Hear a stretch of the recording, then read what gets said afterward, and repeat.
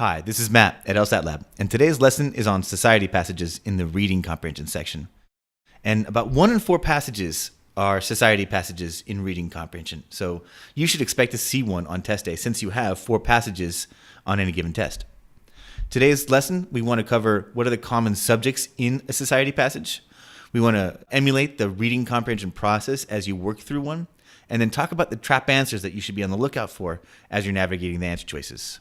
First, we want to start with what you're going to expect in a society passage. What are the common subjects that you should expect to see?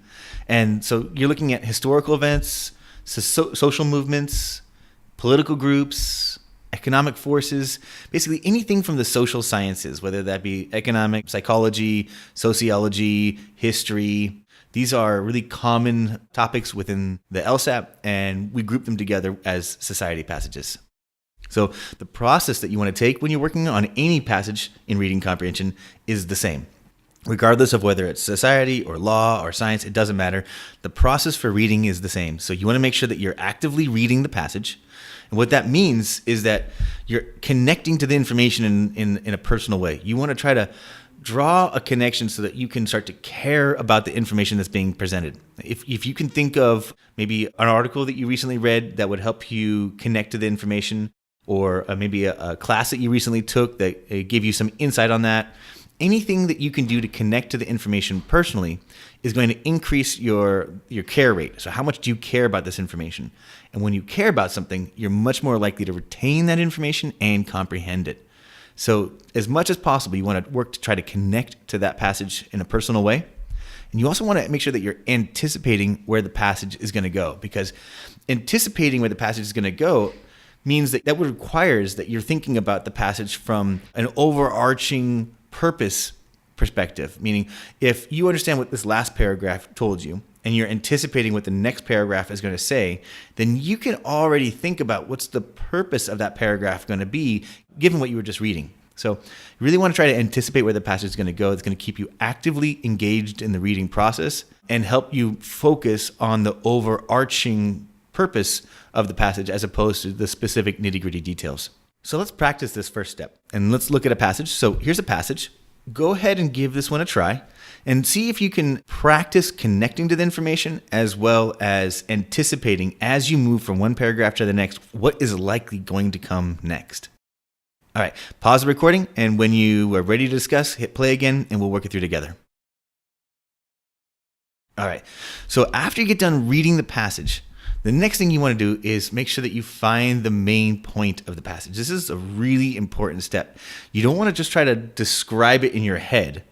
You want to look for the places in the passage where they outline the main point, or where the author does. So in this case, the passage outlines the main point at the end of the first paragraph. And the transition between the first and second paragraph is a very common place for the main point to be stated. It's also very common for it to be in the last paragraph. So as you're moving through those two places in the passage, you want to be on extra high alert, listening for the author's voice, listening for an assertion that's going to organize the rest of the passage. And you want that assertion to be coming from the author, not being attributed to somebody else necessarily. It could be, but generally speaking, you're looking for that assertion to come from the author. So in this case, the last sentence of that first paragraph says, while there are some cases that cannot currently be explained, in the vast majority of cases, subtle factors, either situational or rhetorical, explain the use of code switching. So what is this passage all about? It's explaining the use of code switching. What is code switching?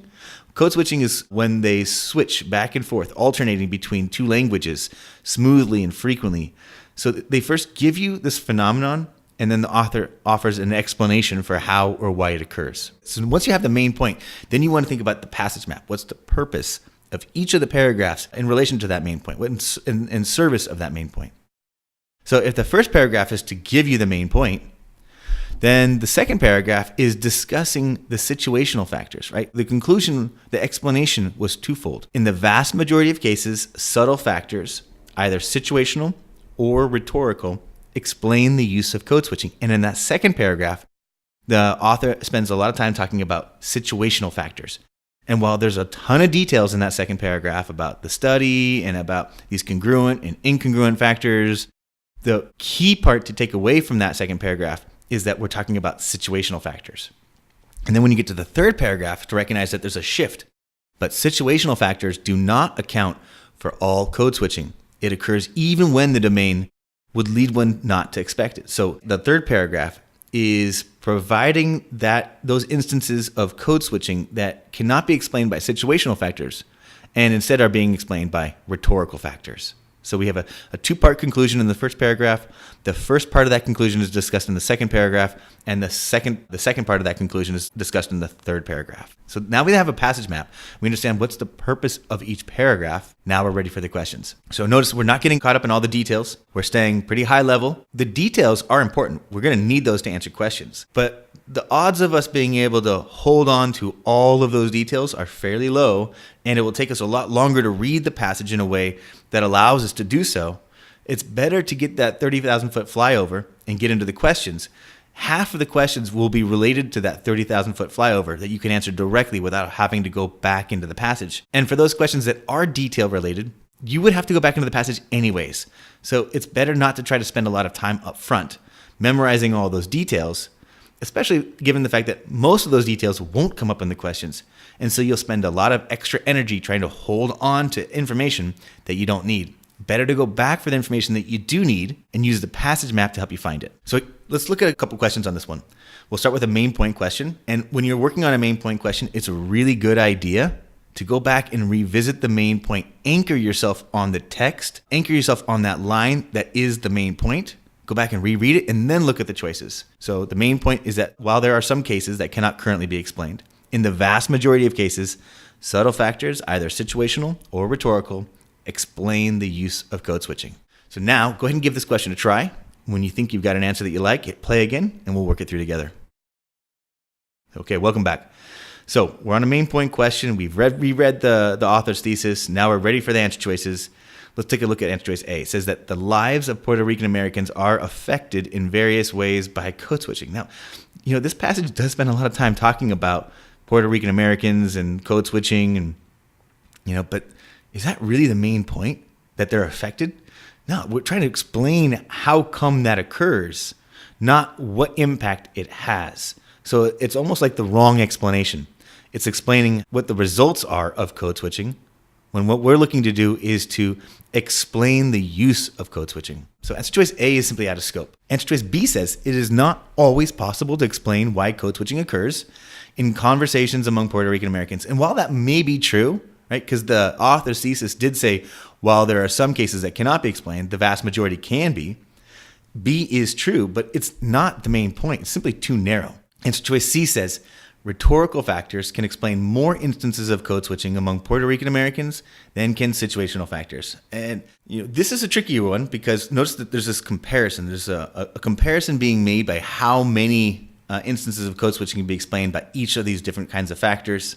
The amount of explaining the number of instances that can be explained by either factor isn't really ever described inside of the passage. And while they spend a lot of time talking about situational factors and less time talking about rhetorical factors, that doesn't even mean that there are more situational factors or more code switching can be explained by situational factors than rhetorical factors, although it may give you the impression of that. Even so, this would be backwards. But this comparison is simply unsupported in the passage. And this is a common trap where they take two things from the passage, they're related, but the relationship that's being expressed in the answer choice is like a comparison between them. That comparison is not justified in the passage, so it's a comparison trap. Answer choice D says that studies of bilingual communities of Puerto Rican Americans have caused linguists to revise many of their beliefs about code switching. We're not talking about revising beliefs, right? We're talking about explaining code switching. So let's get rid of answer choice D. That's unsupported. Answer choice E says that most code switching among Puerto Rican Americans can be explained by subtle situational and rhetorical factors. That's our answer. That's a very close paraphrase of the last sentence of the first paragraph. So answer choice E is correct. All right, let's do another one. So in this one, it says, which one of the following questions is not characterized by the passage as a question to which linguists sought answers in their code switching studies involving high school students? All right, pop quiz. Which paragraph would you go back to in order to find the information that you need in order to answer this question? Nice. It's the second paragraph. Good. Okay, now go ahead and give this one a try. I know you don't have the passage in front of you. That's fine. Do the best you can. When you're ready to continue, hit play again, and then we will work it through together. Okay, welcome back. I know that's tough to do without the passage. This is the kind of a question where I would really want to have the passage in front of me, but nice job for at least trying to give this one an effort.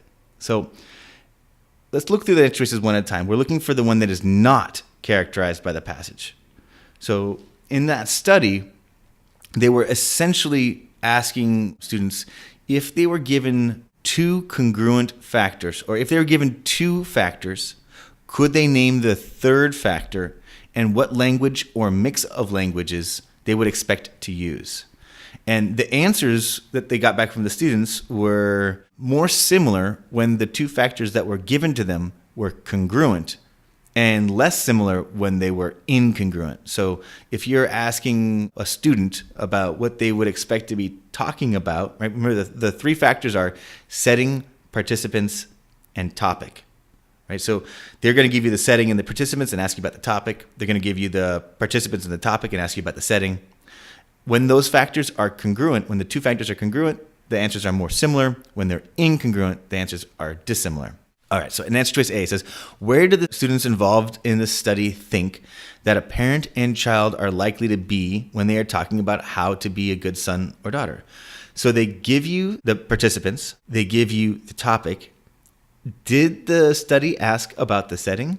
Absolutely. Answer choice A is supported, and we can see that here in lines 29 to 32.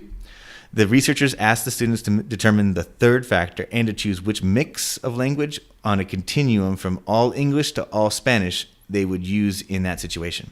So answer choice A is definitely supported. It's in lines 29 to 36. Answer choice B says, what language or mix of languages do the students involved in the study think that a parent and child would be likely to use when they are talking at home about how to be a good son or daughter? So they're giving them the setting, participants, and topic. They're asking about the language or mix of languages, which is exactly what they did. That's supported in lines 29 to 36 as well. We can eliminate B. Answer choice C says, what language or mix of languages do the students involved in the study think that a priest and a parishioner would be likely to use if they were conversing on a beach? Okay, so now you have the participants, you have the setting, and they're asking about the mix of languages. Absolutely. That is something that would be supported in the passage. So that's also supported in lines 29 to 36. Answer choice D says, what topic do the students involved in the study think that a parent and child would be most likely to discuss when they are speaking Spanish?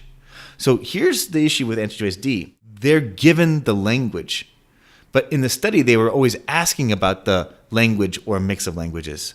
They were never providing the language. So answer choice D looks like a pretty good contender. This does not look like something that was a question that the researchers sought answers to about code switching. So let's hold on to answer choice D. Answer choice E says, what topic do the students involved in the study think that a priest and parishioner would be likely to discuss on a beach? So they're giving them the participants, they're giving them the setting, and they're asking about the third factor, which is the topic. Absolutely, this is something that they asked about. So let's go ahead and get rid of E, and that lets us choose D with confidence. All right, so that's the second question. Let's go try a third question. And this one's about purpose. Give this one a try. When you think you have an answer that you like, hit play again, and we'll work it through together.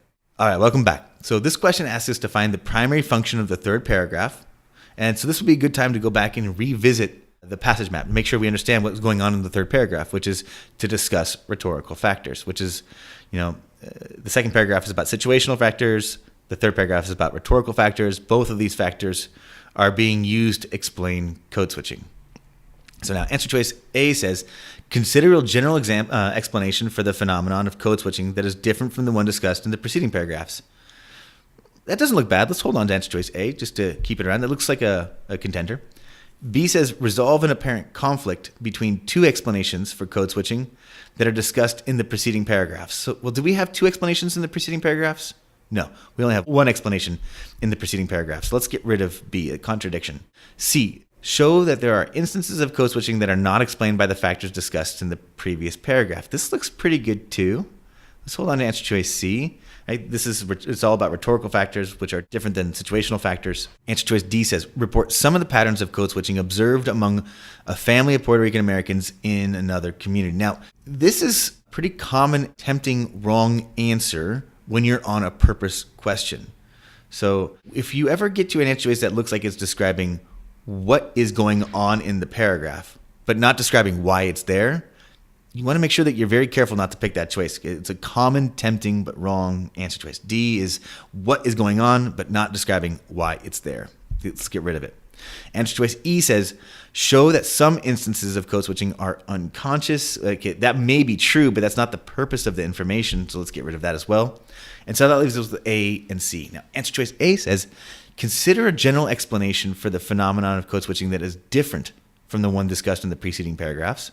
And answer choice C says, show that there are instances of code switching that are not explained by the factors discussed in the previous paragraph. Both of these look pretty good, but there's a problem with answer choice A. The issue is that the explanation is not a different one from the one discussed in the preceding paragraphs. It's part of the same explanation. Remember, the thesis was that situational and rhetorical factors explain code switching. That is the idea. That is the explanation. So it's not a different explanation. It's part of the same explanation. So we can get rid of answer choice A, and that leaves us with C as the right answer.